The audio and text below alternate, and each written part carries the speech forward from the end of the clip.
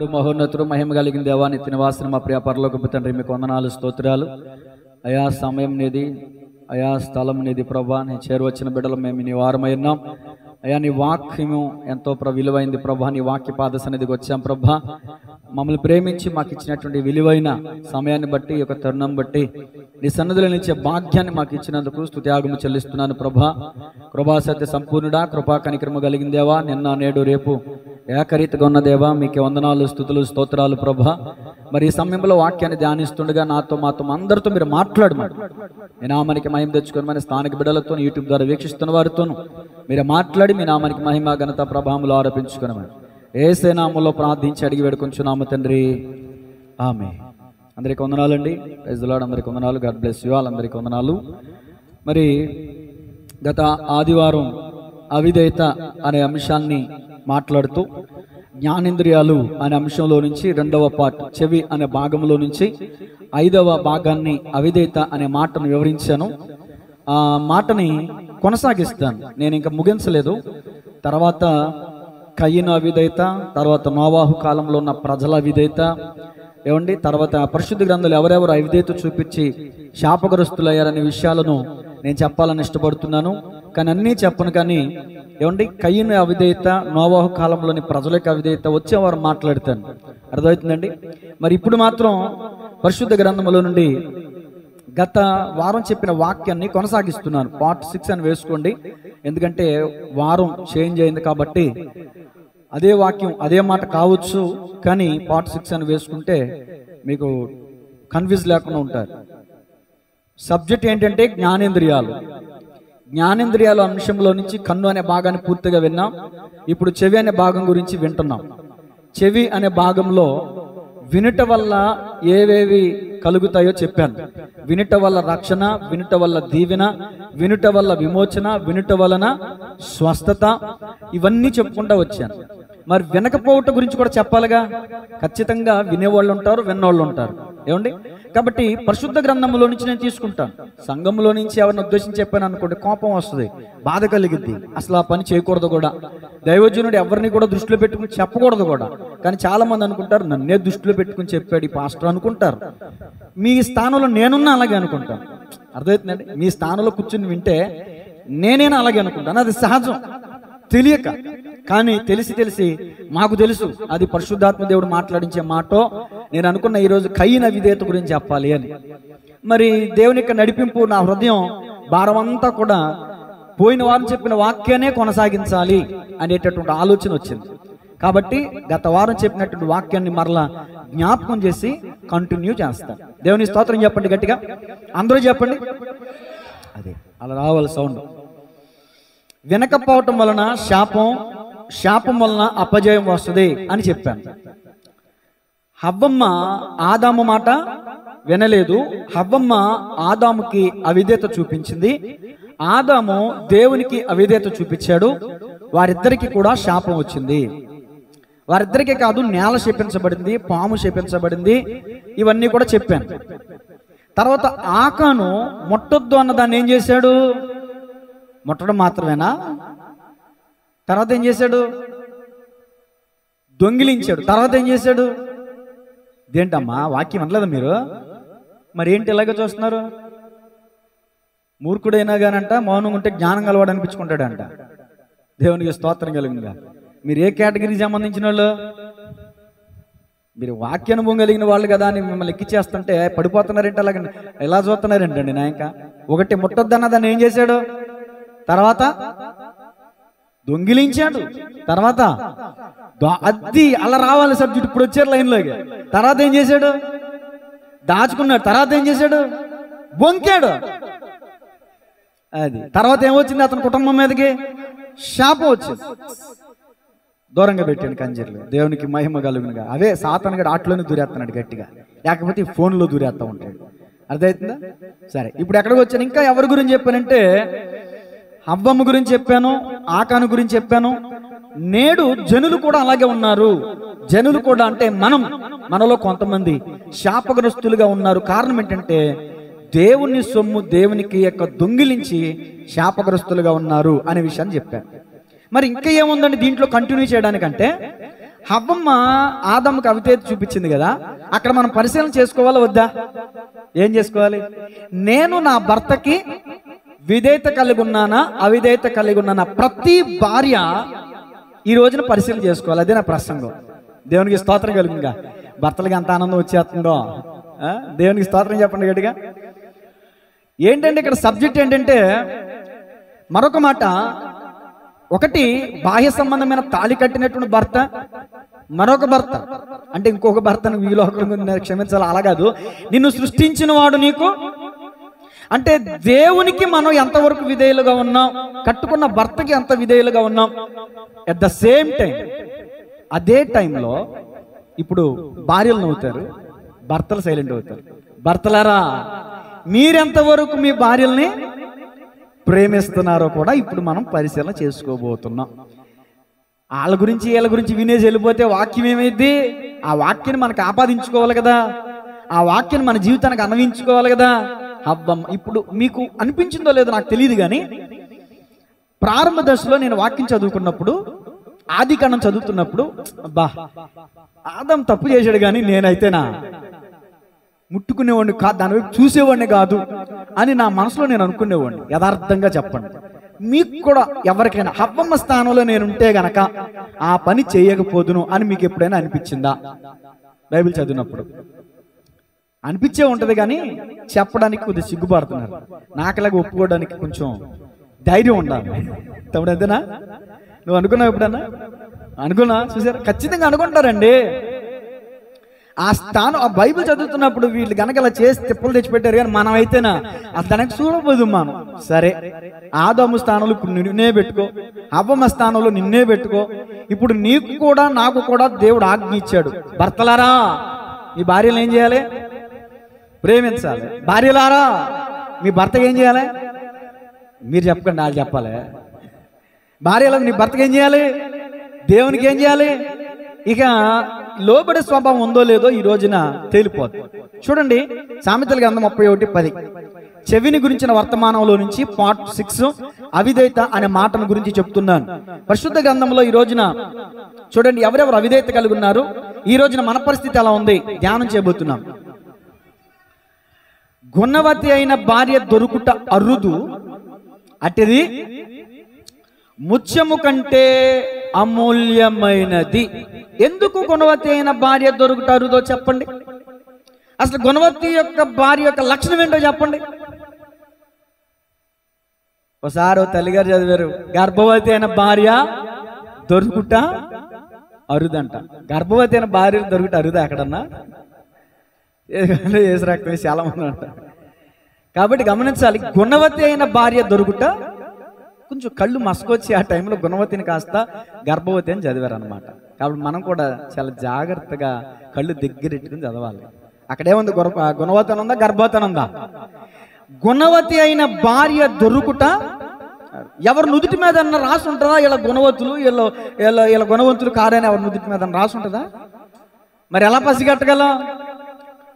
వాళ్ళ క్రియలను బట్టి మనం పసిగట్టగలం వాళ్ళు గుణవత లేకపోతే కాదా అని. గుణవతి యొక్క గుణం చెప్తాను, నోట్ చేసుకోండి, రాసుకోండి.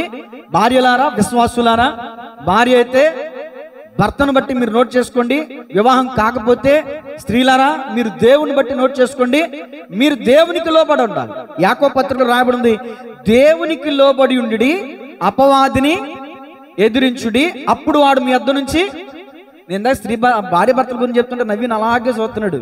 ఆ సూపులు ఇప్పుడు అర్థమవుతుంది, నాకు పెళ్లి కాలేదు కదా అని. పెళ్లి కానీ యవనస్తులారా మీరేం నోట్ చేసుకోవాలంటే యాకోబు పత్రిక 4వ అధ్యాయంలో ఉంది, దేవునికి లోబడి ఉండుడి, అపవాదిని ఎదిరించుడి, అప్పుడు వాడు మీ వద్ద నుంచి. పెళ్లి కాని యవనస్తుల దగ్గర గట్టిగా తెస్టేసి కూర్చుంటాడు, వాళ్ళని జాగ్రత్తలో పడేయాలి అని. పెళ్ళైన వారి దగ్గర కూడా కూర్చుంటాడు, వాళ్ళని వ్యభిచారంలో పాడేయాలి అని. సరే, అది నా సబ్జెక్ట్ కాదు, కానీ నా సబ్జెక్ట్ ఏంటంటే గుణవతి యొక్క భార్య యొక్క గుణం ఏంటంటే లోబడుట. రాసుకోండి, లోబడే భార్య గుణవతి, లోబడని భార్య నాకేం మాట్లాడాలో తెలియట్లా, ఏం చెప్పాలో కూడా తెలియట్లా. ఆ పదానికి మీరే గుణవతికి ఆపోజిట్ ఏం వాడొచ్చు అంటారు? తెలియక అడుగుతున్నాను, చెప్పండి. మంచిది అంటే చెడ్డది అంటారు, చీకటి అంటే వెలుగు అంటారు. మరి గుణవతికి ఆపోజిట్ ఏం వాడాలి? అంతే కదా, ఇంకా అంతకుమించి ఏం లేదు. సరే, సిస్టర్ గారు ఇచ్చిన ఆలోచన మేరకు నేను ఆ మాటను తీసుకుని నా సొంతంగా తీసుకోకూడదు. దేవుని స్తోత్రం చెప్పండి. లోబడే భార్య గుణవతి అయితే లోబడని భార్య, చెప్పారుగా సిస్టర్ గారు, చెప్పరేంటంటే గుణం లేనిది. పెద్దవాళ్ళు అంటారు, కృష్ణదాది గారు ఏమని, ఆస్తన్న ఉండాలి, గుణం అన్నా అంగు అన్నా కూడా, అంగు కూడా ఉండాలండి. అంగంటే బలం. దేవునికి మహిమ కలిగింది.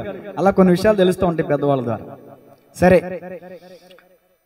విధేయత గురించి భార్యకి అనేక పర్యాలు పరిశుద్ధ గ్రంథంలో చెప్పబడుతూ రావటం జరిగింది. ఒక్కసారి కాదు, 2 సార్లు కాదు, 3 సార్లు కాదు, అనేక సార్లు. మీకు రెఫరెన్స్ ఇస్తాను, నోట్ చేసుకోండి. కొలస్సీ పత్రిక 3:18 చూడండి. ఎట్ ద సేమ్ టైం భర్తలు కూడా, ఇద్దరికీ చెప్తున్నానండి, నాకు స్త్రీలేమి కోపం కాదు, పురుషులంటే మమకారం ఏం కాదు. ఒక మాట చెప్పానంటే ఇద్దరికీ వర్తిస్తుంది అది. కొలస్సీ పత్రిక 3:18, భార్యలారా మీ భర్తలకు విధేయులయుండి, ఇది ప్రభువును బట్టి యుక్తమైనది. అదిగదిగో భర్తలారా, మీ భార్యలను ప్రేమించండి, వారిని నిష్ఠూర పెట్టకూడదు. నెంబర్ 1 మాట ఏంటంటే భార్యలు భర్తలకి విధేయులై ఉండాలి, విధేయులై ఉండాలి. ఇంకా ఈ మాట ఎవరెవరికి చెప్పారు? కొలస్సీ సంఘానికి పౌలు గారు చెప్పారు. మరొక మాట చూడండి, తిమోతికి రాసిన మొదటి పత్రిక 2వ అధ్యాయం 10వ వచనం. తిమోతికి రాసిన మొదటి పత్రిక 2వ అధ్యాయం 10వ వచనం. దైవ భక్తి గలవారమని చెప్పుకొనుచున్న స్త్రీలకు తగినట్టుగా సత్క్రియల చేత తమ్మును తాము అలంకరించుకొనవలెను. స్త్రీలు మౌనముగా ఉండి సంపూర్ణ విధేయతతో నేర్చుకొనవలెను. స్త్రీ మౌనముగా ఉండవలసినదే గాని ఉపదేశించుటకైనను పురుషుని మీద అధికారము చేయుటకైనను ఆమెకు సెలవియ్యను. మొదట ఆదామును తరువాత హవ్వయును నిర్మింపబడిరి కారా, మరియు ఆదాము మోసపరచబడలేదు గాని స్త్రీ మోసపరచబడి అపరాధంలో పడెను. ఇక్కడ కూడా వాక్యం ఏం చెప్తుందంటే సంపూర్ణ విధేయతతో నేర్చుకోవాలి. భార్యలారా, మీ భర్త దగ్గర మీరు ఏం చేయాలి? నేర్చుకోవాలి. భర్తకి పాఠాలు చెప్పే స్థాయికి రాకూడదు. దేవుని స్తోత్రం చెప్పండి గట్టిగా. అలాగని మిమ్మల్ని తక్కువ చూపు చూస్తున్నామా? చూడట్లా. భార్యకి కోపం ఉంటుంది, ఎప్పుడు మేము భర్త మాట వినాలా? మా మాట ఎప్పుడు భర్త వినడా? మేమేమైనా బానిసలమా? దేవుడేమి మమ్మల్ని కాలి కింద తీయలేదు కదా, పక్కటెముక నుంచి తీశాడు, సమానం. మా మాట కూడా వినాల్సింది అంటారు కొంతమంది భార్యలు. అలా అనుకునే వాళ్ళకి, అలా అనే వాళ్ళకి పౌలు గారు ఇస్తున్న సమాధానం ఏంటంటే, స్త్రీలారా మొదట ఎవరు నిర్మించబడ్డారు చెప్పండి అమ్మా. మీరు సైలెంట్గా ఉండండి. ఎవరమ్మా? ఎవరో? తర్వాత ఎవరో? అవ్వ. ఒక విషయం అయిపోయిందా? 2, ముందు ఎవరు మోసపరచబడ్డారమ్మా? ముందు ఆదాము నిర్మించబడ్డాడు, కానీ ముందు మోసపోయింది ఎవరో? స్త్రీల యొక్క బలహీనత ఏంటంటే ఎవరిని పడితే వాళ్ళు నమ్మేస్తారు. అర్థమవుతుందండి? అందుకనే స్త్రీ భర్తకు తెలియకుండా ఏ విధమైన కార్యం చేయడానికి పూనుకోకూడదు. చాలా కుటుంబాలు ఈ రోజున పతనం అయిపోవడానికి గల కారణం ఏంటి? భార్య భర్తలు విడిపోవడానికి కారణం ఏంటి? డైవర్స్ తీసుకోవడానికి కారణం ఏంటి? భార్య భర్తల కుటుంబంలో గొడవలు రావడానికి గల కారణం ఏంటంటే గుణం లేకపోవటం. భర్తకి గుణం లేదు, భార్యకి గుణం లేదు. దేవునికి స్తోత్రం చెప్పండి గట్టిగా. భర్తకి ఎందుకు గుణం లేదు? ప్రేమించాల్సిన భార్యను పట్టుకుని వేధిస్తున్నాడు, టార్చర్ పెడుతున్నాడు. అందుకనే భర్తకి గుణం లేదు. భార్యకి గుణం ఎందుకు లేదు? లోబడాల్సినటువంటి భార్య తిరుగుబాటు చేస్తుంది. నేనేమన్నా ఊరికినే వచ్చినా, కట్నం తీసుకొచ్చా, నిన్ను కొన్నా, నువ్వు నాకు పనుడికి ఒక మాటలో చెప్పాలంటే నువ్వు నా మాట వినాలే, నువ్వు నా కింద పాలేరు అని భార్యలు కూడా లేకపోలేదు. దేవుని స్తోత్రం కలుగునుగా. కాబట్టి స్త్రీలారా, పురుషులారా, భార్య భర్తలారా, దేవుని ప్రియ సంఘ విశ్వాసులారా గమనించాల్సింది ఏంటంటే, దేవుని యొక్క వాక్యం 1కి 10 సార్లు చెప్తుంది ఏంటంటే భార్య భర్తకి విధేయత చూపించాలి, భర్త భార్యను ఏం చేయాలి? ప్రేమించాలి. ఇది దేవుడు ఏర్పాటు చేసిన విధి. అలాగని భర్త భార్య మాట వినొద్దా? కొన్ని సందర్భాల్లో వినాలి. మరి భార్య భర్తను ప్రేమించొద్దా? ప్రేమించాలి తప్పకుండా. దేవునికి స్తోత్రం చెప్పండి గట్టిగా. మరొక రిఫరెన్స్ కూడా ఇస్తా. మా పేతురు గారు రాసిన మొదటి పత్రిక 3వ అధ్యాయం 1 నుంచి 2 వచనాలు. పేతురు గారు రాసిన మొదటి పత్రిక గబగబా తీసి చదివారు అనుకోండి, గబగబా ముగిస్తా. అటువలే స్త్రీలారా, మీ పురుషులకు అనుందా, మీ స్వపురుషులకు అనుందా? అందుకని బైబిల్ని కొంచెం కళ్ళకి దగ్గరగా పెట్టుకోమ్మా పాస్టర్ గారు అని చెప్తా నేను. పురుషుడు అంటే ప్రతి పురుషుడికి లోబడాలని ఉంటుంది అక్కడ. మరి తప్పు కదా అది. పురుషులకు లోబడినంటే దాని అర్థం ఏంటి? చాలా రాంగ్ వెళ్ళిపోద్ది మెసేజ్. అక్కడ ఏమనుంది? అటువలే స్త్రీలరా, మీరు మీ స్వపురుషులు అంటే స్వపురుషులు కానవాళ్ళు కూడా ఉంటారనమాట. ఇప్పుడు ఆటోతో వెళ్ళేవాళ్ళు ఒకప్పుడు టైర్ పంచర్ అయితే ఏం పెట్టుకునేవాళ్ళం? నారాజు గారికి బాగా అర్థం. దేవునికి స్తోత్రం కలిగిన గాక. హల్లెలూయా. కాబట్టి గమనించాలి. అలాంటి వాటి విషయం కూడా నేను స్టెఫ్నీ గురించి మాట్లాడట్లా. తప్పైతే నన్ను మన్నించండి ఈ మాట. మరి ఇంకేమంటారో నాకు తెలియదు. అందుకనే నేను మోటార్ ఫీల్డ్లో నుంచి వచ్చాను కాబట్టి ఆ భాషా పరంగా మాట్లాడుతున్నాను. నేను స్టెఫ్నీ గురించి మాట్లాడట్లా. నీ స్వపురుషుడికి నువ్వు లోపడాలి, నువ్వు కట్టుకున్న భర్తకు నువ్వు లోపడాలి. దేవుని స్తోత్రం చెప్పండి గట్టిగా. చదవండి. అటువలే స్త్రీలారా, మీరు మీ స్వపురుషులకు లోబడి ఉండుడి. అందువలన వారిలో ఎవరైనానో అయ్యా ఒక్కళ్ళు చదువుతున్నప్పుడు ఇంకో 2 వాళ్ళు, సరే తిమోతి గారికి అవకాశం ఇద్దాం, చదవండి. వాక్యమునకు అవిధేయులైతే వారు భయముతో కూడిన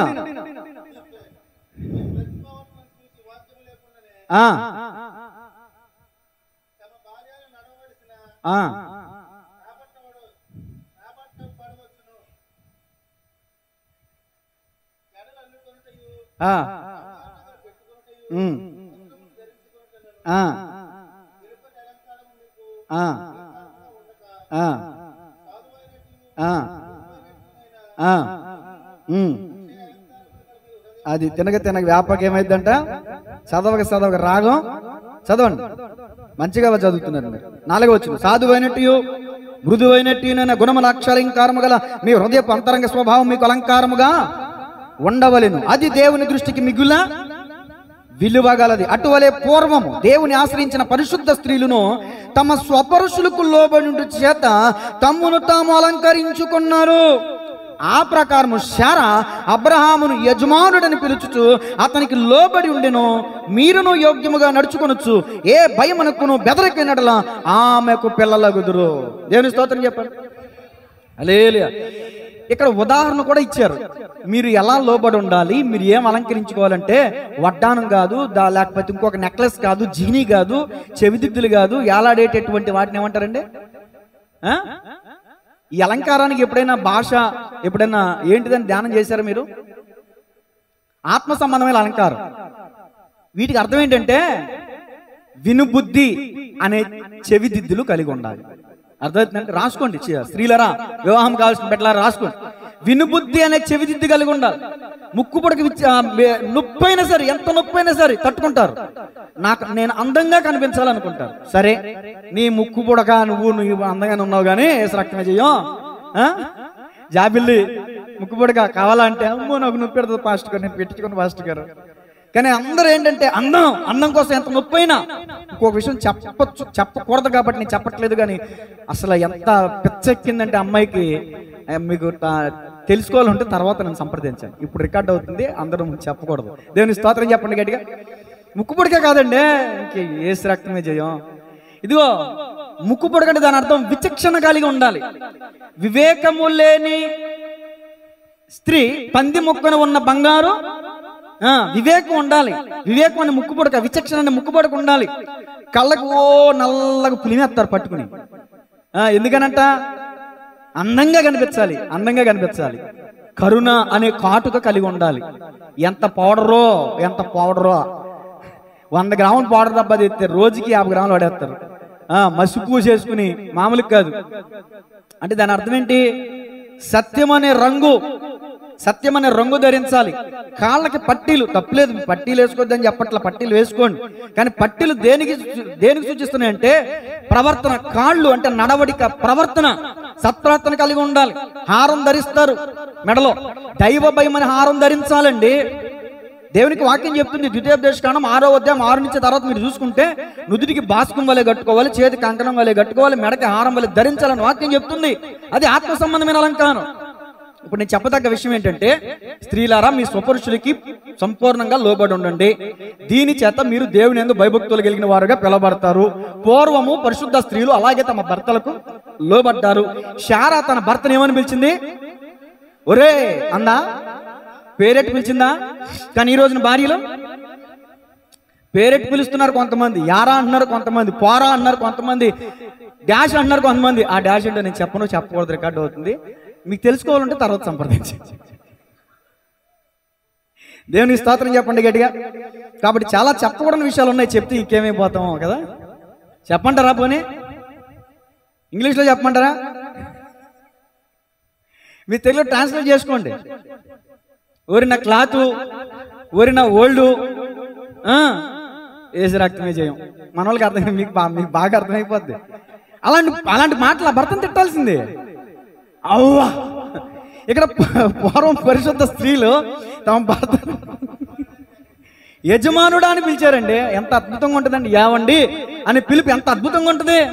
కొంతమంది బావాని పిలుస్తున్నారు. మా ఆవిడ పెళ్ళైన మొదటి నుంచి బావాని మొదలెట్టి, మరి ఎవరు చెప్పారు నాకు తెలియదు కానీ కొంతమంది పాస్టర్ గారు అంటారు, కొంతమంది యజమానుడు. చక్కగా మంచి పిలుపులు ఉన్నాయి, పిలుచుకోవచ్చు కదండి. యారా పోరే పోయి ఏంటండి ఆ పిలుపులేంటి నాకు అర్థం కాదు. ఆ పిలుపే చెప్తుంది నువ్వు నీ భర్తకి ఎంత లోబడతావో. దేవుని స్తోత్రం చెప్పండి గట్టిగా. అన్నం అంతా పడి చూడక్కర్లా, నీ పిలుపు, నీ భర్త నువ్వు పిలిచే ఆ పిలుపులను తెలిసిపోతే నువ్వు ఎంత లోబడుతున్నావో. చూడండి, మొట్టమొదటి మాట రాసుకోండి. పరాయి వ్యక్తులతో సంభాషణ. పరాయి వ్యక్తులతో సంభాషణ. స్త్రీలారా మీరు గనక పరాయి వ్యక్తులతో సంభాషణ చేస్తున్నారా? హవ్వమ్మ అదే పని చేసింది. నేనేది వాక్యాధారం లేకుండా సొంత మాటలు చెప్పను. ఆదికాండం 3వ అధ్యాయం మొదటి నుంచి చూడండి, త్వరగా. దేవుడైన యెహోవా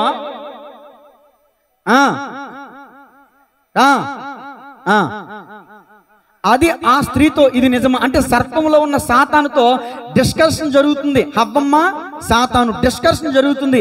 అసలు ఆదామును విడిచిపెట్టి నువ్వు వేరే చోటుకి వెళ్ళాల్సిన పనేంటమ్మా హవ్వమ్మ?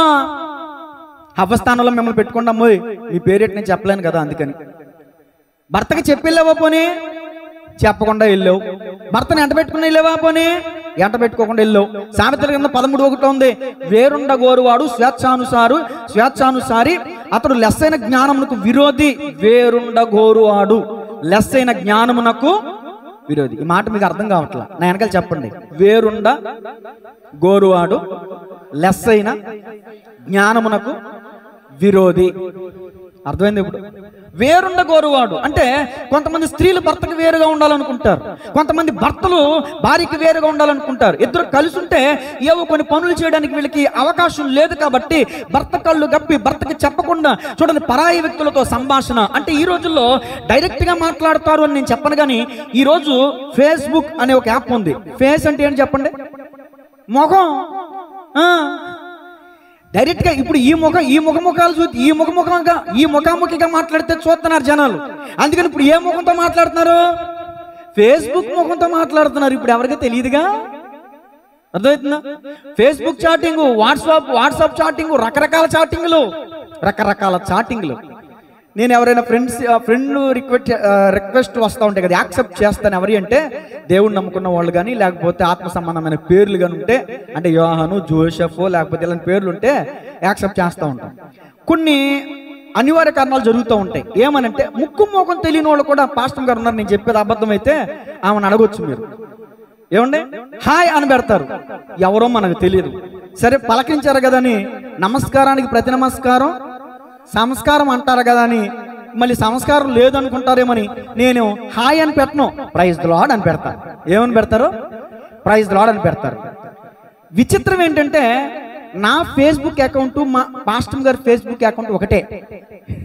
అబ్బాయి ఇబ్బంది కదా, దేవుని మీరు ఏసు రక్తమే చేయి, దేవునికి మహిమ కలిగినగా. ఇది చాలా మందికి తెలియదు కదా, ఎవరి అకౌంట్లు వాళ్ళకి అనుకుంటారు కదా. దేవుని మహాకృప నిజంగా.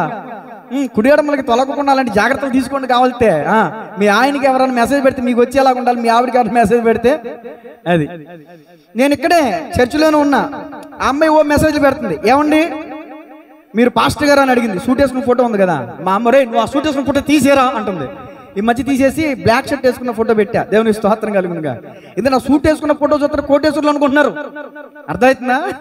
కాబట్టి గమనించిన తర్వాత అంటున్నారు, మీరు పాస్టర్ గారు అండి? అవునమ్మా. కొద్దిగా ప్రార్థన రిక్వెస్ట్ అండి. చెప్పండి అమ్మా. నాకు పిల్లలు లేరండి. సరేనమ్మా, ప్రార్థన చేస్తాను. దేవుని మందిరానికి వెళ్ళమ్మా, దేవుని చెప్పించేయమ్మా. ఓకే.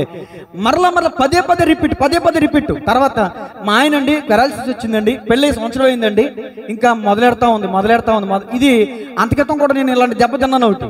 ఇక నేను రిప్లై ఇవ్వటం మానట్లే. పాస్టర్ గారు అక్కడికి వచ్చి వస్తుంది, నేనేమన్నా రిప్లై ఇస్తామనేమని. నేనే బైబిల్ చదువుకున్నా. బావా అంది. ఏం చెప్పన్నా? ఎవరో మెసేజ్లో అంది. ఏమో నాకేం తెలుసు, నీ దాకా వస్తానేగా, నువ్వు ఇచ్చుకో, నువ్వు మాట్లాడుకో. తర్వాత దేవునికి స్తోత్రం గట్టిగా వార్నింగ్ ఇచ్చి దాన్ని బ్లాక్ చేస్తే అక్కడితో విరమించబడింది. దేవునికి స్తోత్రం. ఫేస్బుక్ ద్వారా చాలా మంది ఈ రోజున పనికి మళ్ళీ ఫోటోలు పెడుతున్నారండి. ఏదైనా ఫేస్బుక్లో లేకపోతే యూట్యూబ్లో మన ఆత్మ సంబంధమైన వింటామని చూస్తామా? నేను అందంగా ఉన్నానా? అందంగా ఉంటే కామెంట్ చేయండి. నా వయసు ఎంత? నాకు పిల్లలు. అదేం దౌర్భాగ్యం! పిల్లలు లేకపోతే పెళ్లి చేసుకో తల్లి. ఫేస్బుక్ పోస్ట్లో పెట్టేవి నాకు అర్థం కాదు. దాని వెనకాల చెప్పాలంటే చాలా బూత్ ఉంటుంది. అవి చెప్పకూడదు కాబట్టి నేను చెప్పట్లే. అసలు ఫేస్బుక్లో పబ్లిక్ చేస్తారేంటి నాకు అర్థం కాదు. నాకు పిల్లలు లేరని పబ్లిక్ చేస్తే పిల్లలు పుడతారా? పెళ్లి చేసుకోవాలి, కాపురం చేయాలి. దాని ఏసి రక్తం. ఇంక నేను అంతకుమించి ఏం చెప్పను. కాబట్టి ఫేస్బుక్ ఈ రోజున పరిచయం లేనటువంటి వ్యక్తులు, హవ్వమ్మ పరిచయం లేనటువంటి సాతానుతో సంభాషణ మాట్లాడడం జరిగింది. హవ్వమ్మతో ఇది నిజమన్నప్పుడే అసలు ఎవరా నువ్వు ఆదాము గారు అంటే ఇలా ఆదామని పిలవాలనిపించింది, కానీ ఆమె పిలిచింది లేదు, నాకు తెలియదు కదా. ఏమండి అని ఒక పిలిస్తే ఆదాము కర్రెచ్చుకుని వచ్చేవాడు కదా, కర్రెచ్చుకుని కొల్లబోడు చేద్దరు కదా సాతాన్ని. మీకు ఒక విషయం తెలుసా? సాతాను గడు ఆదాం దగ్గరికి ఎందుకెళ్ళా? ఆదాం దగ్గర కర్ర ఉంది, అర్థమైందా? ఆదాం అంత త్వరగా పడిపోయాడు కాదు.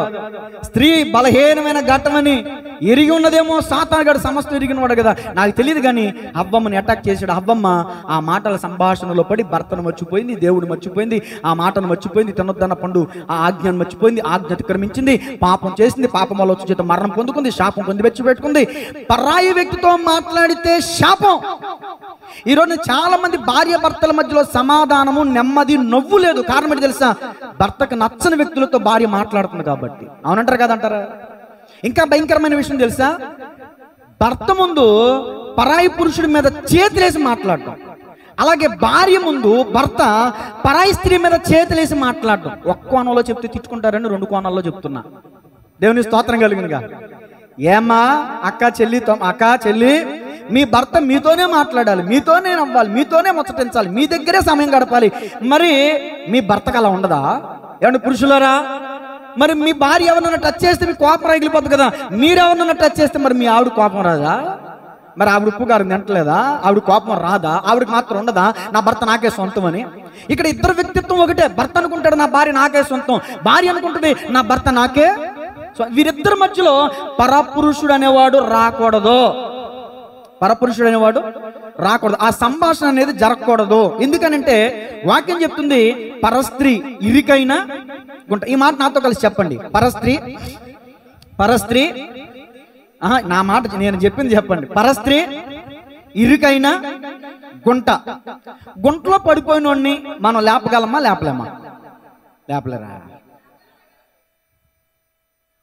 లేపగలమా? ఈజీగా లేపగలం. ఇరుకైన గుంటలో పడితే చాలా కష్టం. బోరు ఉంటుంది చూసారా, బోరు బావిది, దాంట్లో పడిపోయిన పిల్లలు ఎంతమంది 24 గంటలు అదే న్యూస్. బతికాడేమో వచ్చాడేమో తవ్వి 24 గంటల తర్వాత ఇదిగో చనిపోయిన ఆ బాడీని తీసిన దాఖలాలు. బోర్ చాలా ఇరుకైనది అది. అంటే ఆ ఇరుకైన గుంటలో పడిన వాడు బతకడం అసాధ్యం, పరస్త్రీని ముట్టుకున్నవాడు కూడా బతకడం ఆడి బతుకు కుక్కలు చింపినిస్తారే. ఎప్పుడు భర్తకి నెమ్మది, ఎప్పుడు భర్తకి శాంతి, ఎప్పుడు భర్తకి సమాధానం, ఎప్పుడు హ్యాపీగా ఉంటారు భార్య భర్తలు అంటే భార్య భర్తలు ఇద్దరు ఒకరినొకరు ప్రేమించుకుని ఒకరినొకరు అర్థం చేసుకున్నప్పుడే వాళ్ళిద్దరు మాట్లాడుకోవాలండి. కుటుంబం గురించి కానీ, పిల్లల గురించి కానీ, పరిస్థితుల గురించి కానీ, ఫైనాన్షియల్ విషయాలు కానీ భార్యాభర్తలు సంప్రదింపులు కలిగి ఉండాలండి. భార్యాభర్తల మధ్యలో ఈ సంభాషణ లేనప్పుడు పరాయి పురుషుడు వచ్చి సంభాషణ మొదలు పెడతాడు. నేను ఒక మాట చెప్తాను, రాసుకోండి. మీ సమస్య పొరుగు వారితో చెప్పొద్దు. భార్యాభర్తలారా, మీ సమస్య పొరుగు వారితో చెప్పొద్దు. పొరుగు వారి విషయంలో తలదోచొద్దు. ఈ 2 పనులు చేస్తే ప్రశాంతంగా ఉంటారు. లేకపోతే చూడండి, ట్రై చేయండి. అర్థమవుతుందా? భార్యాభర్తల సమస్య భార్యాభర్తలే పరిష్కరించుకోవాలి. వారి మధ్యలో మహా అయితే దేవుని వాక్యం దేవుడే ఉండాలి తప్ప ఇది మన పర్సనల్ విషయాలు, పర్సనల్ సమస్యలు పొరుగు వారికి చెప్పకూడదు. పొరుగువారి సమస్యలు మన తల దూర్చకూడదు. పరస్త్రీ ఇరికైన గుంట. చాలా మంది ఇబ్బంది పెడతా ఉంటారు కదండి. ఏమండి, అక్కడ మనం ఎలా తప్పించుకోవాలో వాక్యం చెప్తుంది. సామెతల గ్రంథం 7వ అధ్యాయం 4వ వచనం చూడండి. సామెతల గ్రంథం అవిధేయత, భార్య అవిధేయత, భర్త అవిధేయత. ఈరోజు ఈ మాటలు మనం ధ్యానం చేస్తున్నాం. 7:4 సామెతలు 7:4. జ్ఞానముతో నీవు నాకు అక్కవనియు, తెలివితో నీవు నాకు చెలిగత్తివనియు చెప్పుము. అవి నీవు జార స్త్రీ నుండి పోకుండాను, ఎచ్చకమలాడు పరస్త్రీకి లోబడకుండాను నిన్ను కాపాడు. దేవుని స్తోత్రం చెప్పండి గట్టిగా.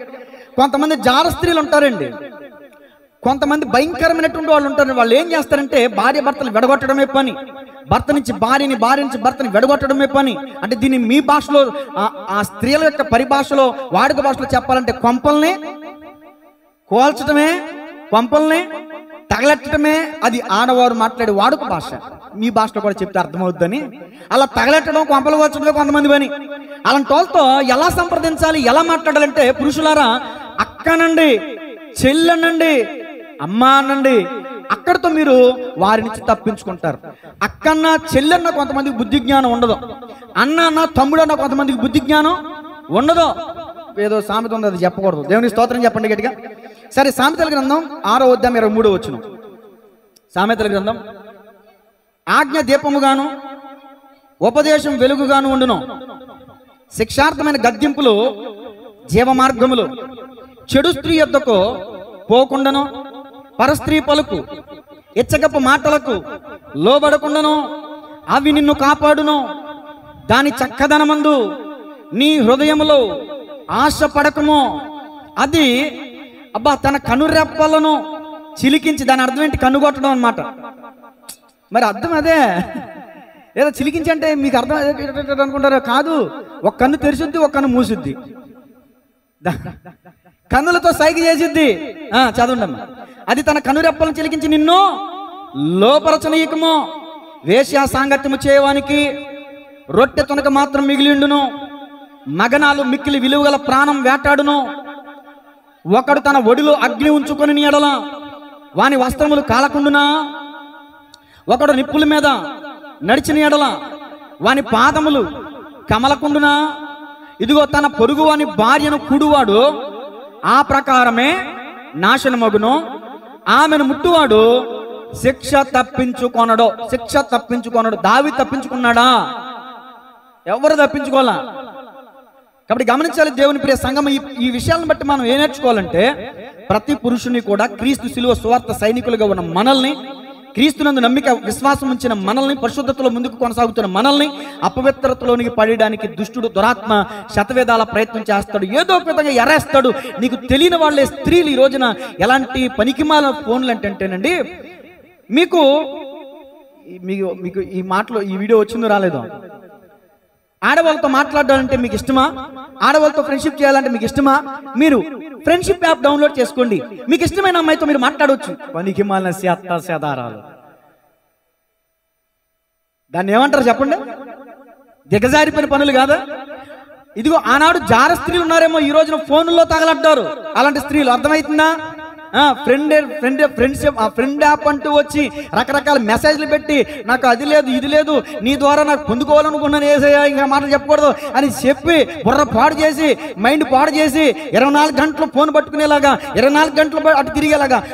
భార్యతో మాట్లాడడానికి తీరు ఉండదు, కానీ పరాయి స్త్రీతో మాట్లాడడానికి మాత్రం ఏదో హాయ్ అని పెట్టి ఆపేద్దాం అనుకుంటాడు. ఏమైపోద్దో, ఎక్కడికి వెళ్ళిపోతాడో. పెద్ద అదే ఇరికైన గుంట. దేవునికి స్తోత్రం, దేవునికి స్తోత్రం.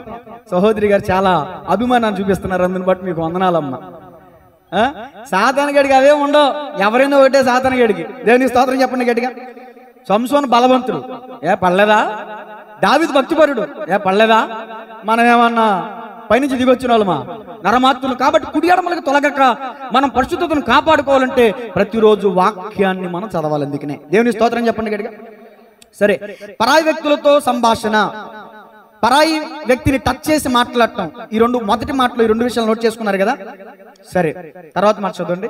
సామెతల గ్రంథం 5వ అధ్యాయం 20 నుంచి కొన్ని విషయాలు. నా కుమారుడా, జారస్త్రీ యందు నీవేళ బద్ధుడవైందువు, నీవేళ కౌగిలించుకొందువు. నరుని మార్గములు యెహోవా ఎరుగును, వాని నడతలన్నిటినీ. నువ్వు అనుకున్నావు, నా భర్తకి తెలియకుండా మెసేజ్ పెట్టేశాను, నా భార్యకి తెలియకుండా మెసేజ్ పెట్టేశాను, నేను ఎక్కడో దూరంగా వెళ్ళి వీడియో కాల్ మాట్లాడుకుంటున్నాను, ఏదో సంప్రదింపులు చేస్తున్నాను, ఎవరికి తెలియకుండా లివింగ్ రిలేషన్ కలిగి ఉన్నాను, ఎంచక్క రెండు గడిపేస్తున్నాను, నడిపించేస్తున్నానని నువ్వు అనుకున్నావేమో. దేవుని వాక్యం చెప్తుంది, నీ మార్గం ఏంటో ఆయనకి తెలుసు, నీ నడత, నువ్వు వేసే ప్రతి స్టెప్. ఏంటా పాట? నన్ను చూచువాడా, నిత్యం కాచువాడా, నన్ను చూచువాడా, నిత్యం కాచువాడా, పరిశోధించి తెలుసుకున్నావు, చుట్టూ నన్ను ఆవరించావు.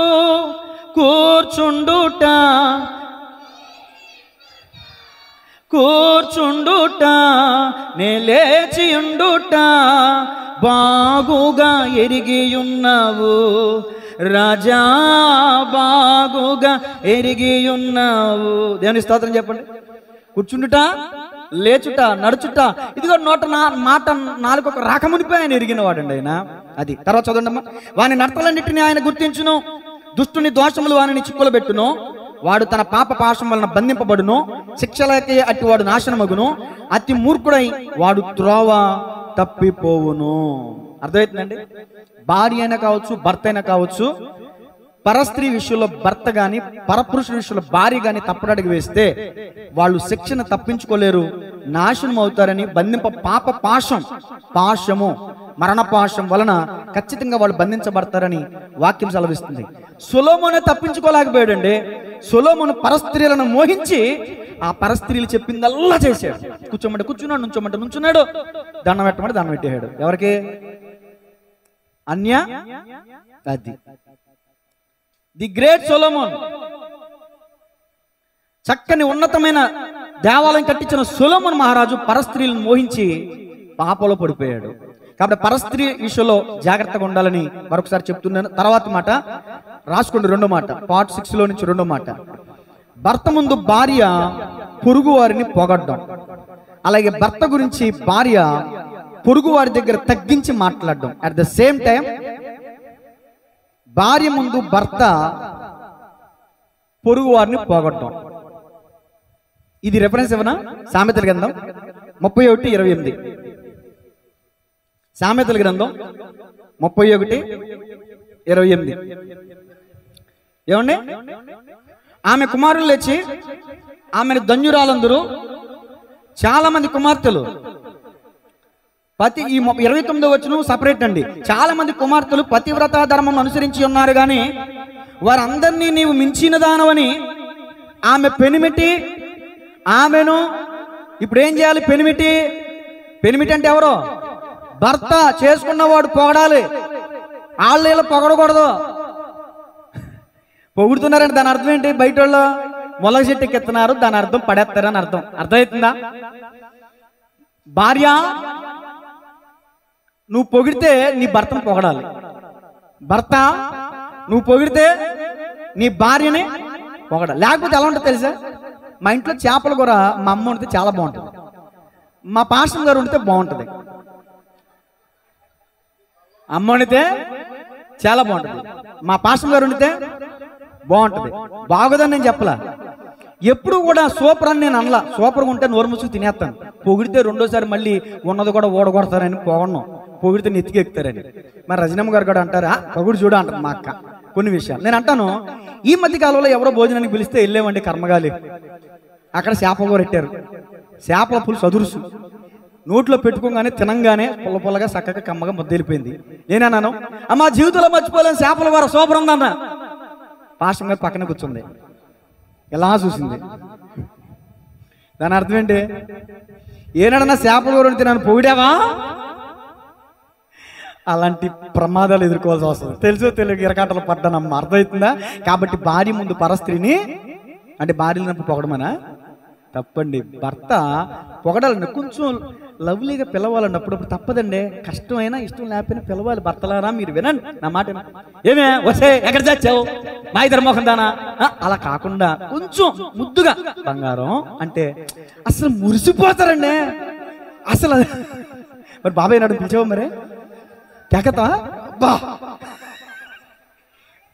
మా పిన్ని లక్ష్మి పిన్ని ఎంత అదృష్టవంతురాలు. అలా కూల్ చేత నేర్చుకోవాలండి భర్తలో. అదవుతుందా? బుజ్జో బజ్జో గజ్జో ఏదోటి అమ్ములు. దేవునికి స్తోత్రంగా. చూసారా భర్తలారా, మీరు మీ భార్యలు పొగడండి. అసలు మీరు అడక్క ముందే అన్ని తెచ్చిపెట్టేస్తారు మీ కాళ్ళ దగ్గరికే. అర్థమవుతుందా? మీరు ఒక్కసారి పొగిడారంటే చూడండి తర్వాత పరిస్థితి ఎలా ఉంటుందో. తిట్టారనుకున్నారో చూడండి పరిస్థితి ఎలా ఉంటుందో. బాగున్నా బాగోలేదు అంటది, జ్వరం వచ్చేసింది అంటది, హాస్పిటల్కి వెళ్ళాలంటది, మనతోనే పనులు చేపిస్తారు అవసరం అయితే. అంత పరిస్థితి మనకు రాలేదులేండి, దేవునికి స్తోత్రం కలిగిందిగా. కాబట్టి నేను చెప్తున్నమాట, తన భర్త తనని పొగుడుతాడంటండి భార్యని. అలా పొగిడేటటువంటి భర్త పొగడాలంటే చేయాల్సిన పనులు చేస్తే భార్య ఏ భర్త అయినా పొగుడుతాడు అని అనుకుంటున్నారు మా శాలిం రాజు గారు. అనుకోలేదండి, అనుకున్నారేమో అనుకున్నాను. దయచేసి నన్ను క్షమించాలి. దేవునికి స్తోత్రం చెప్పండి గట్టిగా. చెప్పేది మీరు చెప్పొచ్చుగా, మమ్మల్ని ఇరికెత్తారు ఎందుకు మధ్యలో అనుకుంటున్నారా? మరి అంతే కదండి. తర్వాత మాట చెప్తానండి. ఒక సామెత పెద్దవాళ్ళు మీరే చెప్పాలి. ఇల్లిరుగో కృష్ణ దగ్గర చెప్పరే, ఇల్లిరుగో ఆలు మరకాడు. ఈ మధ్యన అంత క్రితం తెలియక నేను ఇల్లిరుకో ఇల్లాలు గుట్టు ఇల్లిరుకో ఇల్లాలు గుట్టు అనేవాడు. ఈ మధ్య దొడ్డపూడి అనే ప్రాంతంలో ఏదో ఫంక్షన్ జరుగుతున్నా మా పక్కనే పెదనాన్న కూర్చున్నాడు. అక్కడ వాళ్ళు కట్నీళ్ళు చూపించారు, చాలా విశాలంగా ఉంది. అప్పుడు నేను మా పెద్దనాన్నతో అన్నా, పెద్దనా ఇంత ఖర్చు పెట్టేశాను కానీ ఇల్లు ఇరుగ్గా ఉంది పెద్దనా, చాలా ఇరుగ్గా ఉంది అన్నా. రే పెచ్చోడా, ఇల్లు ఇరకటం వాళ్ళు మరకటం రా అన్నాడు. అలా కదా పెద్దనా, ఇల్లు ఇరుకు ఇల్లు గుట్టు అంటారు కదా అన్న. అది కాదురా, ఇల్లు ఇరకాటం ఆలే మరకటం, అదేంటి నాకు అర్థం కాలా అని అడిగా.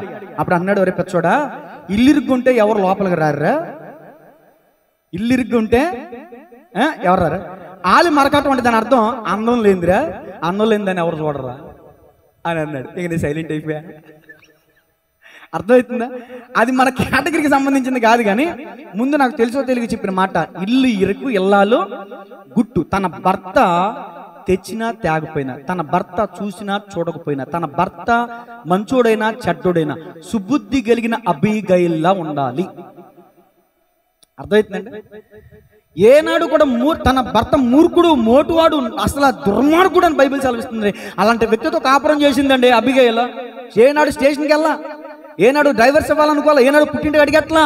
కాబట్టి నేను చెప్తున్నమాట, మీ భర్త త్రాగుపోతే, నీ భర్త చెడ్డోడే, నీ భర్త నిన్ను పట్టించుకోడు, అయినా కూడా వాక్యం చెప్తుందంటే ముష్కరులైన మీ యజమానులకు మీరు, నీ భర్త ముష్కరుడే మూర్ఖుడే అయినా కానీ నువ్వు లోబడు.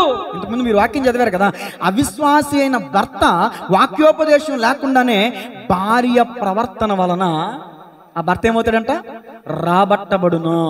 ఈ మధ్యకాలంలోనే ఒక సహోదరుడితో ఇదే డిస్కషన్ చేశాం. తన భర్త ప్రవర్తన వల్ల, తన కుటుంబ పరిస్థితుల వల్ల, ప్రార్థనా పరురాలు, సింగర్, మంచి పాటలు పాడి దేవుని మహింపరిచే ఒక స్త్రీ మందిరానికి వెళ్ళటమే మానేసి, ఈ మధ్యకాలంలో ఈ ప్రశ్నల పేరు మీద నాకు పరిచయం అయితే 45 నిమిషాలు మాట్లాడితే గట్టిగా చెప్పాను, నెక్స్ట్ సండే నుంచి నువ్వు ఖచ్చితంగా మానక మందిరానికి వెళ్ళాలి తల్లి అని చెప్తే, సరే అన్నయ్య అని చెప్పి ఆమెతో కూడా ఇదే మాట మాట్లాడాను. అమ్మ, నీ భర్త ఓకే డ్రింక్ చేస్తాడు, బూతులు తిడతాడు, నీకు కోపం పుట్టిస్తాడు, నిన్ను రెచ్చగొడతాడు, నువ్వు తప్పు చేయకపోయినా నిన్ను నిందిస్తాడు, నువ్వు ఓర్చుకోమ్మా, నువ్వు ఓర్చుకో, నువ్వు లోబడు, విధేయత కలిగి ఉండు. ఏంటి నా భార్యలో ఎంత మార్పు వచ్చింది అనుకోవాలి నీ భర్త, నీ ప్రవర్తన బట్టి నీ భర్త మారుతాడమ్మా అని చెప్పి ఆమెను కొంచెం వాక్యం ద్వారా బలపరచడం జరిగింది. దేవుని స్తోత్రం చెప్పండి గట్టిగా. తర్వాత సామెతల గ్రంథం 31:11 చదవండి.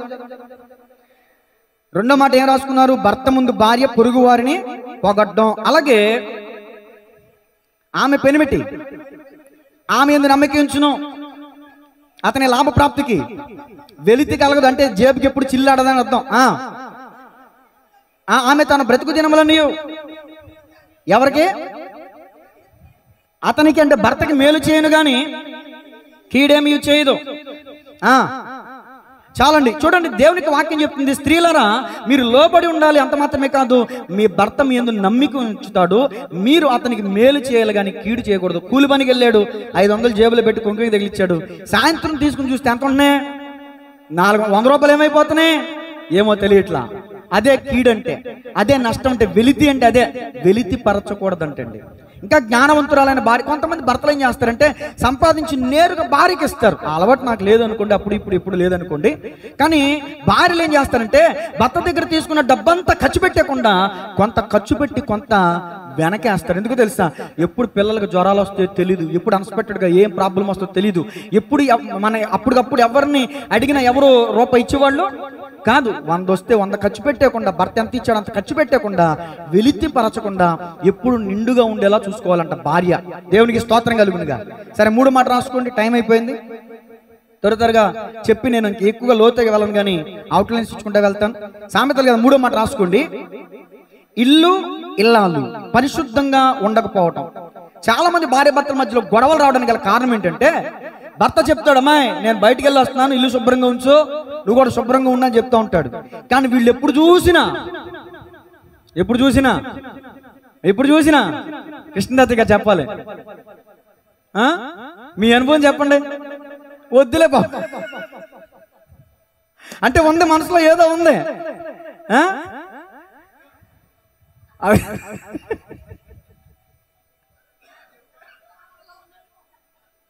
దేవునికి మహిమ కలుగును గాక. చదవండి, ఇక్కడ ఏమని చదువు? సామెతలు 31:15 అంట. నా సొంత మాట చెప్పాను అనుకుంటున్నారు మీరు. ఆమె అంటే ఎవరో? అది భార్య. చీకటితో లేస్తున్నారా?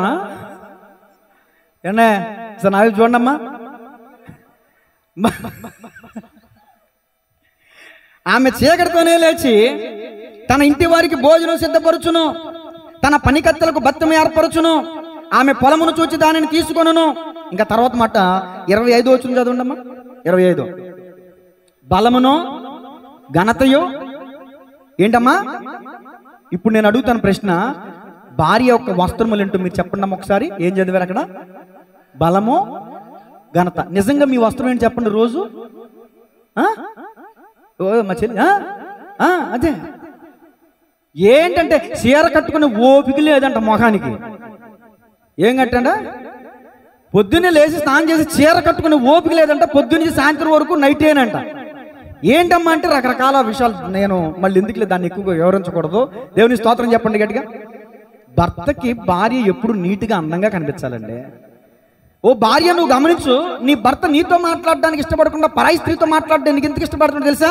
ఆమె ఎప్పుడు చూసిన లిప్స్టిక్లు, మేకప్లు, అబ్బబ్బబ్బ, కలరింగులు, పట్టు చీరలు, డ్రెస్సులు, అబ్బబ్బబ్బ, ఎప్పుడు చూసిన అందంగా కనబడుతుంది కాబట్టి అందం, అట్రాక్షన్.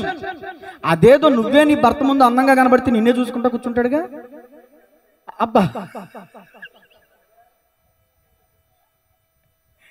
బాబాయ్ గారు అసలు బయటికి వెళ్తాడేంటి? ఎందుకు వెళ్తున్నాడు ఇప్పుడు భర్త? భార్య ఉండాల్సిన రీతిలో. భర్తకి ఊరికనే కోపం వస్తుందండి. ఏంటి ఊరికే కోపం వచ్చేది? మనకి మురకాలం మనం ఏమన్నా? ఇప్పుడు నేను మనల్ని పొగుడుకుంటలేదు, మిమ్మల్ని తిట్టట్లేదమ్మా, గమనించాలి. దువ్వేనా ఎవరన్నా పురుషులారా? మీ ఇంట్లో ఉంటే లేదో నాకు తెలియదు కానీ డ్రెస్సింగ్ టేబుల్ దగ్గర ఉండాల్సిన వస్తువులు డ్రెస్సింగ్ టేబుల్ దగ్గర ఉండాలి. అవునా? పౌడర్ డబ్బా, లేకపోతే దువ్వేనా, ఇంకేముంటాయమ్మా అక్కడ? స్ప్రేట్ బాటిల్ ఉంటాయి. దూకుందా మన భర్త అర్థం ముందుకు వస్తే దువ్వేన ఉండదు. అర్ధగంట నెతికితే గాని అబ్బా అంటే అందరిలోనూ అన్నం పెడతారండి, అంశం నిండా పెడతారు, సగం కూర వేస్తారు, సగం అన్నం పెడతారు, తింటాం. చూసారా ఎలా వచ్చేస్తున్నాయా భర్తల యొక్క ఆవేదన? చూసారా ఎలా వస్తున్నాయా? మంచినీళ్ళు ఇచ్చి అన్నం పెట్టండి అమ్మ తల్లో అంటే ఎన్ని సంవత్సరాల నుంచి దేవునికి స్తోత్రం. భార్య బాధితుల సంఘానికి ప్రెసిడెంట్ అంట. వైస్ ప్రెసిడెంట్ గారు తిమోతి గారు, సెక్రటరీ గారేమో శాలేం రాజు గారు. దేవునికి స్తోత్రం కలుగునుగా. చూసారు ఆక్రందన, ఉక్రోషం, వేదన, బాధ, వీళ్ళు ఏం చెప్తారు చేసి మళ్ళీ బయట? మా ఆయన పెద్ద కోపిస్తోడు, మూర్ఖుడు, పెద్ద మెంటలగాడు. ఎందుకు వస్తుందా మెంటలో? నువ్వు చెప్పిన పని తీరిక నువ్వు చేస్తే ఎందుకు వస్తుంది మెంటలో? ఏమైనా సిగును వండమంటామా, మటన్ వండమంటామా, ఆ పరమాన్నం వండమంటామా, పప్పు కొబ్బరి వండమంటాం. ఏంటిది? పప్పు అడుక్కోవాలి. పప్పు కొబ్బరి. నాకు ఇష్టం ఏంటంటే పులగన్నం, దాంట్లో పచ్చి పులుసు అంటే ఇష్టం అండి. వారానికి ఒకసారి 2 సార్లు చేసిన తింటా. వండరండి ఇల్లే అసలు. ఎప్పుడు చూడు ఆ గుడ్డు కొట్టి ఫ్రైడ్ రైసు, ఆ చింతపండు పచ్చడే, ఆ చింతపండు చారు.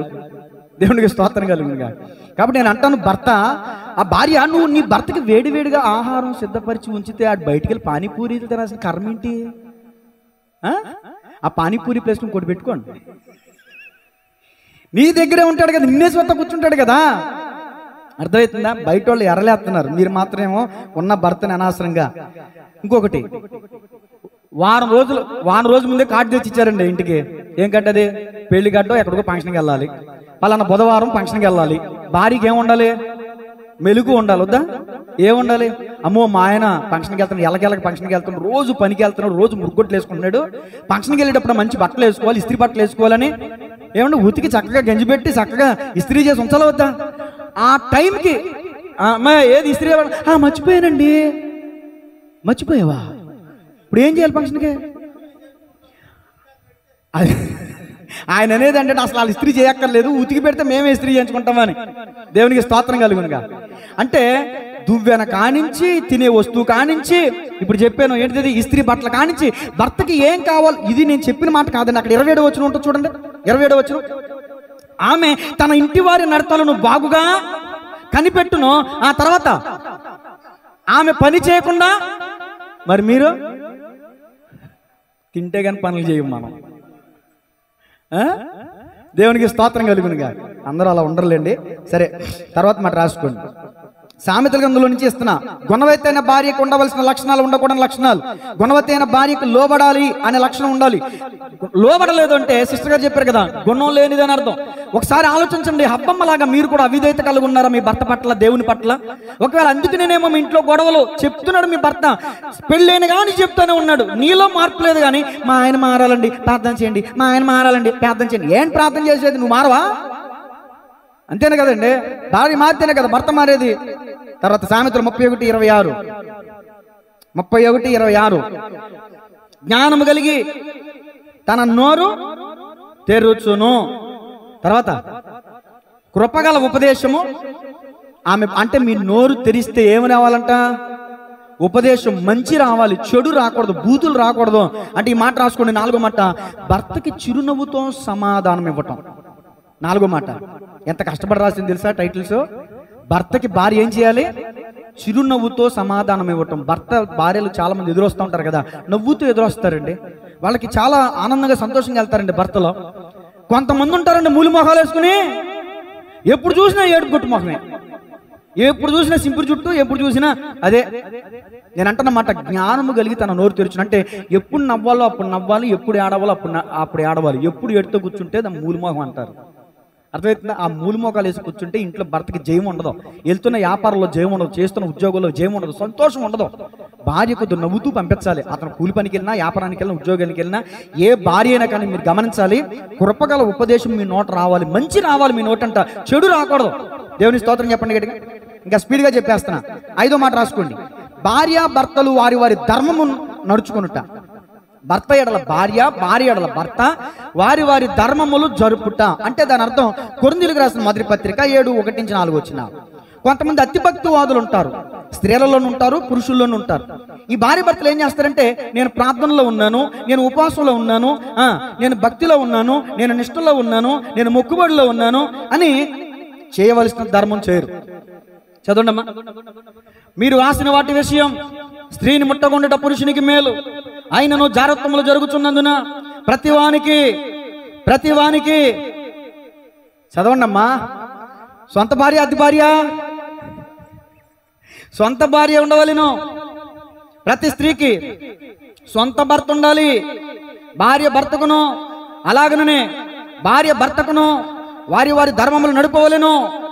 భర్తకే గాని భార్యకు తన దేహం పైన అధికారం లేదు. బాబోయ్, మన కోర్టు జడ్జిమెంట్ ఏమి ఇచ్చిందంటే, భార్య ఇష్టం లేకపోతే భర్త కానీ, భర్త ఇష్టం లేకపోతే భార్య కానీ టచ్ చేయకూడదనే నియమం ఉంది. సరే, నేను దాన్ని వ్యతిరేకించట్లేదు, అది మనకున్నటువంటి న్యాయ విధానం.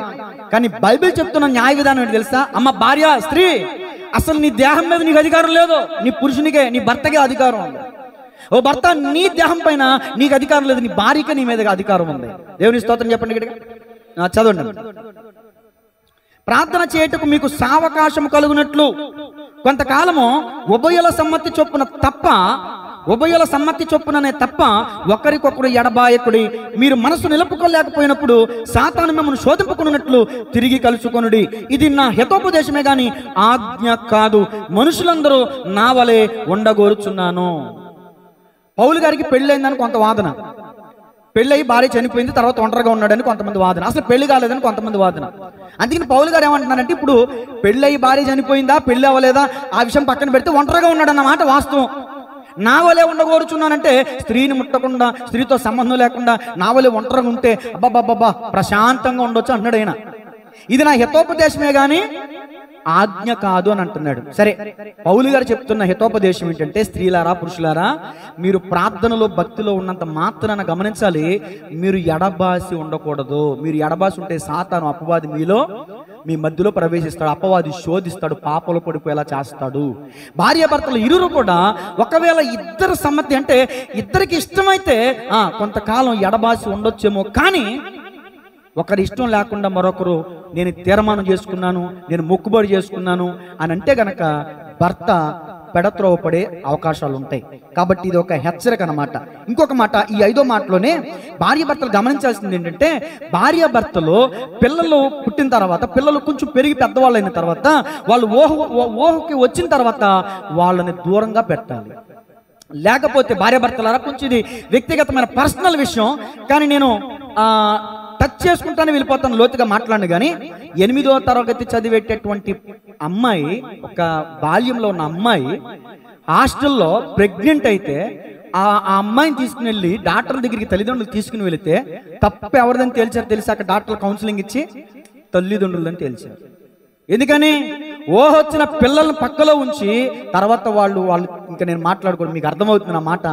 భార్య భర్తలారా గమనించండి, వచ్చిన తర్వాత పిల్లల్ని ఎక్కడ ఉంచాలో అక్కడ ఉంచాలి. తర్వాత పిల్లల ముందు అస్సలు గొడవపడడానికి వీల్లేదు.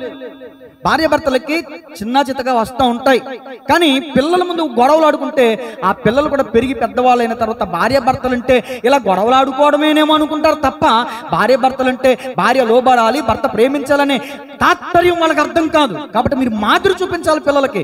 పిల్లల ముందు భార్యాభర్తలు ఎప్పుడు కూడా నవ్వుతా, సంతోషంగా, ఆనందంగా గడపాలి తప్ప కొట్లాడుకుంటా, తిట్లాడుకుంటా, ఈడ్చుకుంటా ఇలాంటి పనులు భార్యాభర్తలు చేయకూడదు. దేవుని స్తోత్రం చెప్పండి గట్టిగా.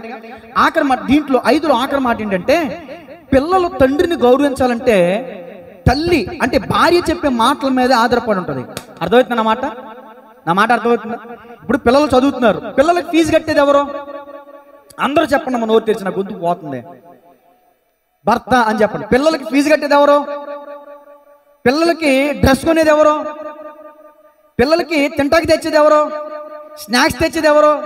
భార్యకి, పిల్లలకి, కుటుంబంలో సమస్తం తెచ్చి పెట్టేది ఎవరు చెప్పండి? భర్త.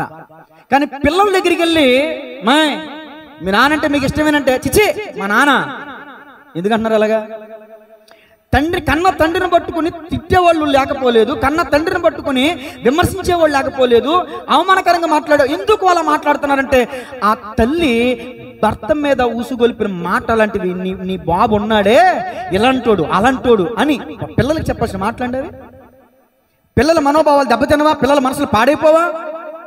నీ భర్త ఎలాంటి వాడైనా కానీ నీ భర్త గురించి నీ పిల్లల దగ్గర నువ్వు చెడుగా మాట్లాడుతున్నావంటే ఇంకా భవిష్యత్తులో ఆ పిల్లలు ఆ భర్తని అంటే ఆ తండ్రిని ఎలా ప్రేమిస్తారు, ఎలా చూసుకుంటారు, ఎలా లోబడతారు చెప్పండి. భార్యలు చేస్తున్న తప్పులవే. మీ భర్త ఎంత చెడ్డోడైనా కావచ్చు, పిల్లల దగ్గర భర్తని పొగడాలే కానీ, ఉన్నతమైన స్థాయిలో ఉంచాలే కానీ భర్త విలువ తీసేలాగా పిల్లల దగ్గర మాట్లాడకూడదు. పిల్లలకు ఒకటే నేర్పించాలి, తండ్రిని గౌరవించడం నేర్పించాలి, తండ్రి యందు భయభక్తులు కలిగి ఉండటం నేర్పించాలి. నిజమైన భార్య అలా చేస్తుంది. సరే, టైం అయిపోయింది కాబట్టి ఆఖరి 2 నిమిషాలు ముగించేస్తాను. రాసుకోండి. ఆదికాండం 34వ అధ్యాయం మొదటి 2 వచనాలు. పిల్లలకి తల్లిదండ్రుల మధ్యలో పిల్లలకి తల్లిదండ్రుల మధ్య ప్రేమ దొరకకపోతే వాళ్ళు బయట ఎత్తుకుంటారండి. ఇప్పుడు చెప్పిన విషయమే మరొక విషయంగా చెప్తున్నాను. ఈ మాట నా వెనకాల చెప్పండి. కుటుంబం బాగుంటే, అందరూ చెప్పండి, కుటుంబం బాగుంటే సంఘం బాగుంటుంది. ఏంటి ఈ లెఫ్ట్ సైడ్ నాకు రావట్లే వాయిస్, మీరు చెప్పలేదేంటి? కుటుంబం బాగుంటే సంఘం బాగుంటుంది. కుటుంబం పాడైపోయింది, సంఘం పాడైపోయింది. ఎవరో చెప్పగలరా?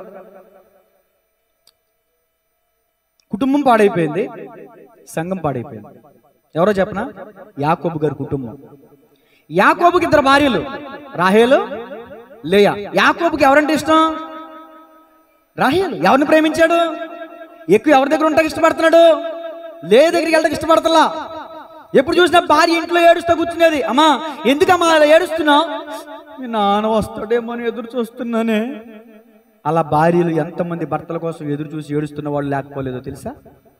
ఆ ఏడుపు చూసి ఆ ప్రేమ దొరకని పరిస్థితుల్లో ఇంట్లో ఉన్న ఆ బిడ్డకి, దీనా అనే ఒక ఏకైక కుమార్తెకి తండ్రి ప్రేమ దొరకలేదు, తల్లి ప్రేమ దొరకలేదు. తల్లి ప్రేమ ఎందుకు దొరకలేదంటే తల్లికి ఎంతసేపు తన భర్త వస్తాడేమో అని ఎదురు చూపలేదు తప్ప పిల్లను పట్టించుకోలేదు. ఈ పిల్ల వీళ్ళని చూస్తూ పట్టించుకోలేని ఆ స్థితిలో ఈ దీన పెరిగి పెద్దయిన తర్వాత ఆ దేశపు కుమార్తెలను చూడవెళ్ళి ఏమండి చెరపబడింది, అవమానపరచబడింది, పాడైపోయింది. ఆమెను చెరిచిన కారణంగా ఆమె అన్నలు షెమ్యోను, లేవి అనే వాళ్ళు ఏం చేశారు తెలుసా? కత్తులు పట్టుకుని షెకెము దేశంలో మగవాళ్ళందరినీ చంపేశారు. సంఘం పాడైపోయింది లేదా? కుటుంబం పాడైపోతే సంఘం పాడైపోద్ది. కుటుంబం బాగుంటేనే సంఘం బాగుంటుంది. నేను అంటాను, తల్లిదండ్రుల మధ్యలో పిల్లలకి ప్రేమ అందాలి. ఇంట్లో ప్రేమ అందకపోతే ఏమండి I love my daughter, I love my son అంటే తల్లిదండ్రులు పిల్లలకి ఐ లవ్ యూ అనే మాట చెబితే ఎప్పుడు మాట్లాడుతూ ఉంటే, ఎప్పుడు ప్రేమిస్తూ ఉంటే, ఎవడో రోడ్డుని పోయే దాని అంటాడు ఐ లవ్ యూ అని. నువ్వు చెప్పేది అంటారా? మా అమ్మకే నాన్నకి నేనంటే ఎంతో ప్రేమ, ఆ మాట అనని రోజు లేదు అని పిల్లలు ఏం చేస్తారు? అవతల బుట్టలో పడిపోకుండా ఉంటారు. నీ కుమార్తెకి, నీ కుమారుడికి అంటే నీ పిల్లలకి ఏనాడు నువ్వు ఐ లవ్ యూ చెప్పలేదు, ఐ లైక్ యూ చెప్పలేదు, నువ్వంటే నాకు ఇష్టం అని చెప్పలేదు అమ్మా అని ఆ పిల్లలు నువ్వు దగ్గరికి తీసుకోలేదు కదా. ఎవడో ముక్కు ముఖం తెలియనుడు ఐ లవ్ యూ చెప్పేసరికి ఎందుకు పడిపోతుందో తెలుసా?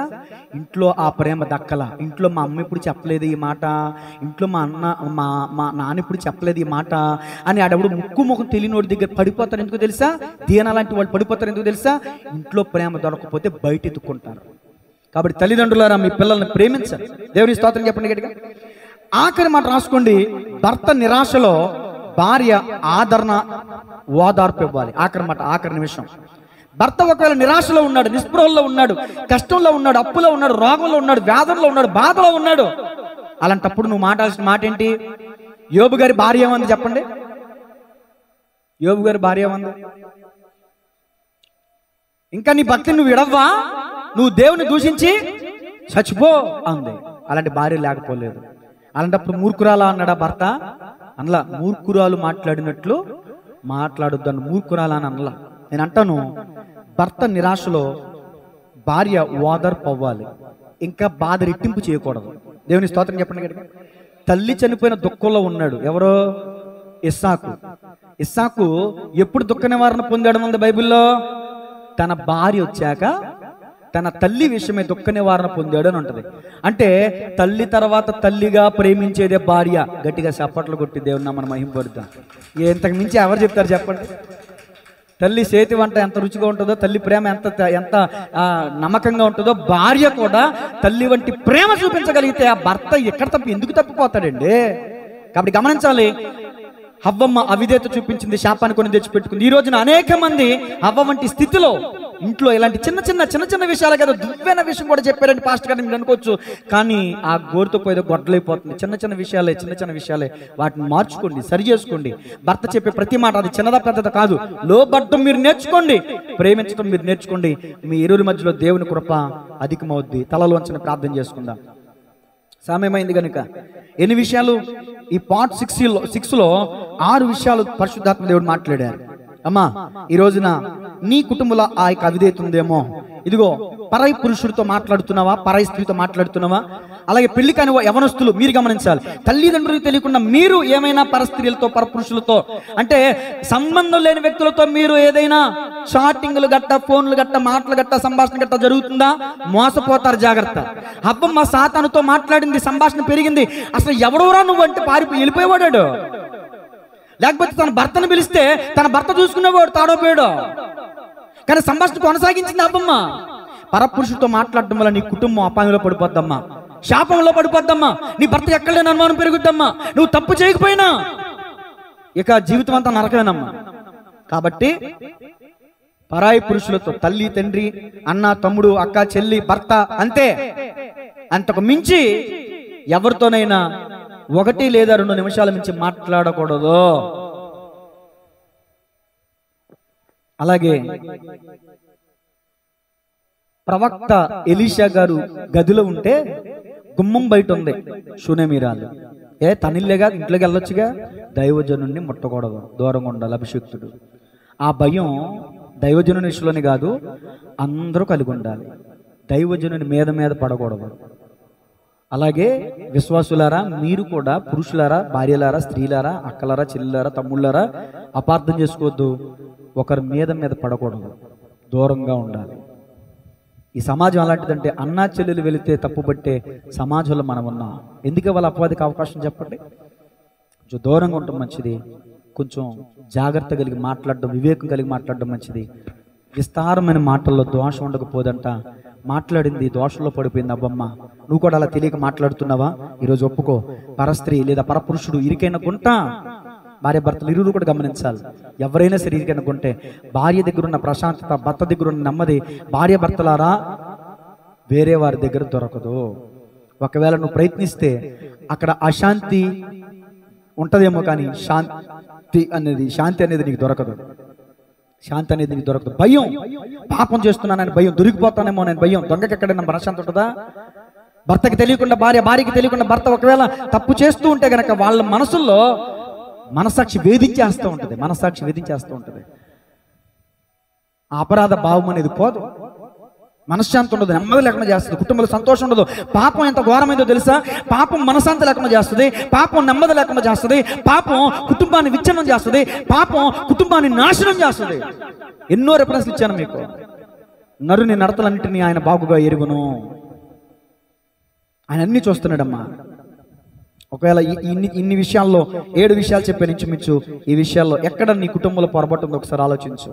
నీ భర్త ముందు ఇది ఎవరినన్ను పొగుడుతున్నావా? నీ భార్య ముందు ఎవరినన్ను పొగుడుతున్నావా? నీ భర్తను నువ్వు పొగుడు, నీ భార్యను నువ్వు పొగుడు.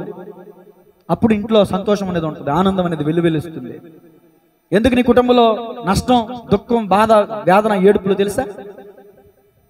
పరాయి వారిని పొగడ్డం వల్ల. అవసరమా? ఇల్లు ఇల్లాలు 2 శుభ్రంగా ఉండాలి. ఇంటి వారి నడతలన్నీ బాగుగా కనిపెట్టిద్దంట గుణవతి అయిన భార్య అయితే. ఈ లక్షణాలన్నీ గుణవతి భార్యకు ఉండవలసిన లక్షణాలు. గుణవతి అయిన భార్య చీకటి ఉండగానే లేస్తుందంట. తన ఇంటి వారందరూ నడతలు బాగుగా కనిపెట్టింది. అంటే అత్తకేం కావాలో, మామకేం కావాలో, పిల్లలకి ఏం కావాలో, భర్తకి ఏం కావాలో, భర్త వెళ్ళే టైంకి ఏమేమి సిద్ధపరచాలో అన్ని సిద్ధపరిచేస్తుందంట భర్త అడక్క ముందే. ఆమె తన ఇంటి వారందరి నడతలు బాగుగా కనిపెడుతున్నావా అక్క, చెల్లి, తమ్ముడు, అన్న, స్త్రీలారా ప్రముఖ్యంగా ఆలోచించండి. ప్రార్థన చేసుకునే ఎవరికి వాళ్ళే. ఎందుకు వస్తున్నాయి గొడవలు ఇంట్లో? ఎందుకు లేదు మీ ఇంట్లో మనశ్శాంతి అంటే ఇదే కారణం. నేను చెప్పినటువంటి విషయాలు కలిగి మీరు జీవించండి, ఇట్లా నెమ్మది మనం పొందుకుంటాం. ఓ భార్య, నీ భర్తల అవిధేయత కలిగి ఉన్నావా? ఓ భర్త, నీ భార్యల అవిధేయత కలిగి ఉన్నావా? అందుకనేమో ఈరోజు మన కుటుంబంలో మనశ్శాంతి లేదు. ఆనాడు అబ్బమ్మ విధేయత చూపించింది ఆదాముకి, శాపాన్ని కొని తెచ్చిపెట్టుకుంది. ఈరోజు నీ కుటుంబంలో కూడా శాపం నిలబడి చేస్తుందేమో. నేను చెప్తున్న ఒక మాట, దేవునికి వాక్యం పదే చెప్తుంది. స్త్రీలారా మీ పురుషులకు లోబడండి, మీ స్వపురుషులకు లోబడండి, మీ భర్తకు లోబడండి. ఎన్నో విషయాలు తిమోతి పత్రికలో, తీతు పత్రికలో, కొలసి పత్రికలో, ఎఫెసీ పత్రికలో ఎందుకు ఇన్నిసార్లు చెప్పడం జరిగిందో తెలుసా? అది చాలా ప్రాముఖ్యమైన మాట. అక్కడే ఉంటుంది జీవితం. సంసార జీవితం వర్ధిల్లాలంటే, కుటుంబం బాగుపడాలంటే అక్కడే ఉంటుంది. భార్య లోబడంలో ఉంటుంది, భర్త ప్రేమించడంలో ఉంటుంది. భర్త, నీ దేహాన్ని నువ్వు ఎంత సంరక్షించుకున్నావో నీ భార్యను కూడా అలాగే సంరక్షించుకోవాలి. ప్రార్థన. పరిశుద్ధుడు, మహాగణుడు, మహోన్నతుడు, మహిమ కలిగిన దేవాన్ని నివాసన ప్రియ పరలోకపు తండ్రి, ఈరోజు అవిధేయత అనే అంశాన్ని బట్టి హవ్వమ్మ ఏ విధంగా అవిధేయత చూపించిందో, నేటి స్త్రీలు ఏ విధంగా ఏ విషయాల్లో అవిధేయత కలిగి ఉంటున్నారో అనేక విషయాలు మీరు మాట్లాడారు. కొన్ని అనుభవాలు మా ముందు ఉంచారు ప్రభా. సంఘమందరూ కూడా ధ్యానించారు. అయ్యా, ఒకళ్ళు పెళ్లి కాని వారైతే ఇదిగో భర్త అనే స్థానంలో ఇదిగో నిన్ను సృష్టించేవాడు నీకు భర్త అయి ఉన్నాడని వాక్యం చెప్తుంది కనుక దేవునికి లోబడి ఉండేవారు ఉంటానని సహాయం చేయండి. పెళ్ళైన వారైతే అయ్యా తమ భర్తలకు లోబడేవారు ఉంటానని సహాయం చేయండి. భర్తలు తమ భార్యలను ప్రేమించేవారు ఉంటానని సహాయం చేయండి. వాక్యము విన్నారు, విని విడిచిపెట్టకుండా ఈ రోజు నుంచి ఒకరి ఏడల ఒకరి సంభాషణ మారాలి, వ్యక్తిత్వం మారాలి, ప్రవర్తన మారాలి. అయ్యా నేను మారాలి అనే సంకల్పం ప్రతి ఒక్కరిలో ఉండాలి. అట్టి కృప ఆత్మీయ బిడ్డలందరికీ దయచేయమని యూట్యూబ్ ద్వారా వీక్షిస్తున్న వారికి కూడా ఎవరిలో ఎలాంటి లోపాలు ఉన్నాయో నాకు తెలియదు, కానీ ఈ వాక్యం అనే ఖడ్గము ద్వారా ప్రతి వారిలో ఉన్న బలహీనతలను ఖండించి బలపరిచి నిలబెట్టమని యేసయ్య నామములో ప్రార్థించి అడిగి వేడుకొంచున్నాము తండ్రి. ఆమేన్.